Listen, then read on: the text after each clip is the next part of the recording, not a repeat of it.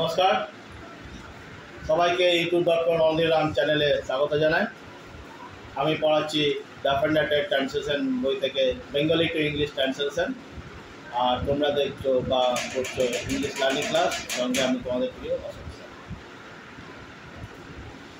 আমাদের লাস্ট যে পড়াটা দিয়েছিলাম 29 পাতা 22-72 থেকে, যে ষষ্ঠীচরণ কি বিচক্ষণ হবে না, এখান থেকে ছিল। তো এতদিন পর্যন্ত আমরা বি ভার্বের উপর ট্রান্সলেশন করে এলাম। সেখানে am, is, are, was, were past tense থাকলে এবং ভবিষ্যৎকাল থাকলে ফিউচার টেন্স দিতাম বা দিই। এই চ্যাপ্টারে সবগুলো মিশে দেওয়া আছে। তো এটা করার পর এরপরে যেটা হবে সেটা কিছু প্যারাগ্রাফ টাইপের থাকবে। যেমন ধরো মহান ব্যক্তির নামে কিছু দেওয়া থাকবে, বা তোমার সম্বন্ধে, তোমার বন্ধু সম্বন্ধে দেওয়া থাকবে, বা বিদ্যাসাগর সম্বন্ধে। এই ট্রান্সলেটগুলো করার পর বলতে শিখতে হবে, বলাটা শিখতে হবে। কী করে স্পোকেন ইংলিশ আমরা করবো, তো সেটাও আমি তোমাদের করে দেখাবো।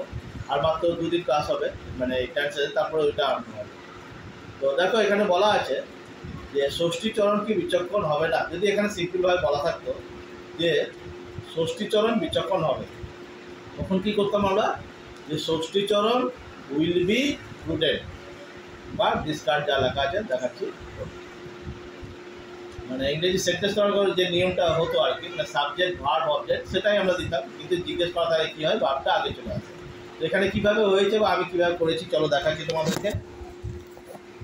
দেখো এখানে বলা আছে যে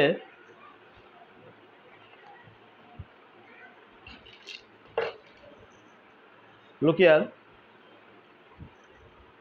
ষষ্ঠীচরণ কি বিচক্ষণ হবে না। তো যেমনটি বললাম যে জিজ্ঞেস করা থাকলে কি হয়, ভার্বটা আগে চলে আসে। আর সিম্পলভাবে থাকলে কি হতো, যে Sashthicharan will not be prudent. তো জিজ্ঞেস করা আছে বলে উইলটা আগে চলে আসবে, তারপরে হবে verb. Will not Shashthicharan, will not Shashthicharan be prudent. Prudent মানে বিচক্ষণ, বা এটা দেওয়া আছে এটাও দিতে পারো, ডিসক্রিট। ঠিক আছে, বলে দিয়ে এবার ভেঙে। উইলটা ভার্ব, নটটা অ্যাডভার্ব। নটটা কার সম্বন্ধে বলেছে, ভার্বের সম্বন্ধে। হবে, হবে না, এর সম্বন্ধে বলেছে, সেজন্য এটা অ্যাডভার্ব। ষষ্ঠীচরণটা নাউন, সাবজেক্ট রূপে কাজ করেছে। আর বিটা উইল বি মিলে ভার্ব, কিন্তু না থাকলে নটটা মাঝখানে ঢুকে যায়, উইল আর বি এর মাঝখানে। প্রুডেন্ট অ্যাডজেক্টিভ, অবজেক্ট রূপে কাজ করেছে। কে প্রুডেন্ট মানে কে বিচক্ষণ, ষষ্ঠীচরণ। তো যে ওয়ার্ড নাউনের সম্বন্ধে বলে তাকে অ্যাডজেক্টিভ বলে, এটা অ্যাডজেক্টিভ, অবজেক্ট রূপে কাজ করেছে। তারপরে দেখো বলেছে হারাধন কি খুব পরিশ্রমী, জিজ্ঞেস করেছে। তো জিজ্ঞেস করলে ইসটা আগে চলে আসবে। আগে ভেবে নাও যে সিম্পলভাবে থাকলে এটা কী হতো। সিম্পলভাবে থাকলে এটা এরকমই হতো যে হারাধন ইজ নট লেবোরিয়াস বা ডিলিজেন্ট। কিন্তু এখানে জিজ্ঞেস করেছে বলে ভার্বটা আগে চলে আসবে। Is Haradhan very laborious. ইজটা ভার্ব, হারাধনটা নাউন, সাবজেক্ট রূপে কাজ করছে, ভেরিটা অ্যাডভার্ব, আর লেবোরিয়াসটা অ্যাডজেক্টিভ। লেবোরিয়াস কে, লেবোরিয়াস হারাধন। তো যে ওয়ার্ড নাউনের সম্বন্ধে বলে তাকে অ্যাডজেক্টিভ বলে, সেজন্য এটা অ্যাডজেক্টিভ, অবজেক্ট রূপে কাজ করেছে এখানে। Clear? Is Haradhan very laborious.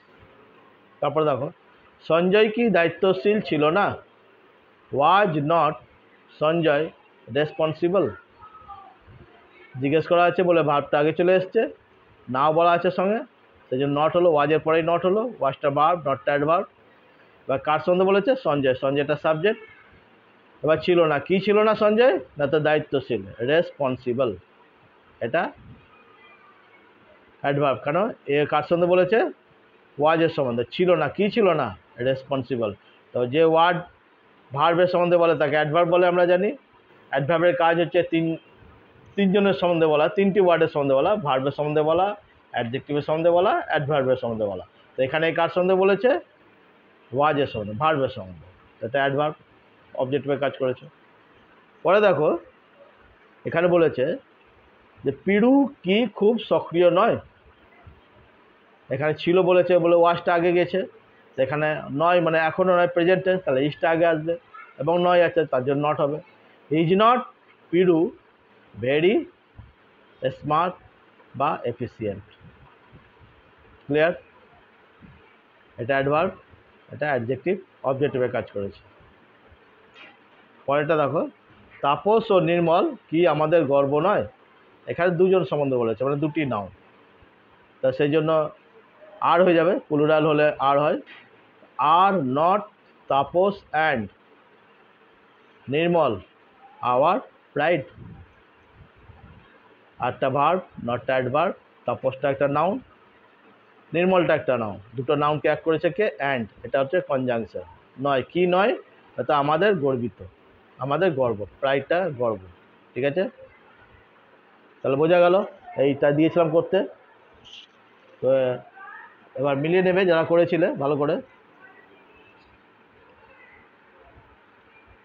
Next আমাদের আবার দেবো পড়তে এই 29 পাতায়, এখান থেকে 77 থেকে, ছেলেগুলি কি খুব বিশ্বাসী, এখান থেকে এতটা 80 পাতা পর্যন্ত, আমরা কি খুব সুখী নয়। এইটা হয়ে যাওয়ার পর যেমনটা বলছিলাম যে এই প্যারাগ্রাফগুলো দেবো করতে এবং বুঝিয়ে দেবো, এবং পড়ার পর নিজেকে না দেখে বলতে হবে। হ্যাঁ, যেমন এখানে দেখো আমরা এই বাড়িতে ছিলাম, বা এখানে যেমন আছে আব্দুল কালাম একজন মহান ব্যক্তি, যেমনটি বললাম কোনো মহান ব্যক্তির সম্বন্ধে বলা থাকবে, এটা করার পর নিজেকে না দেখে বলতে হয়। কীভাবে করবে আমি বলে দিচ্ছি।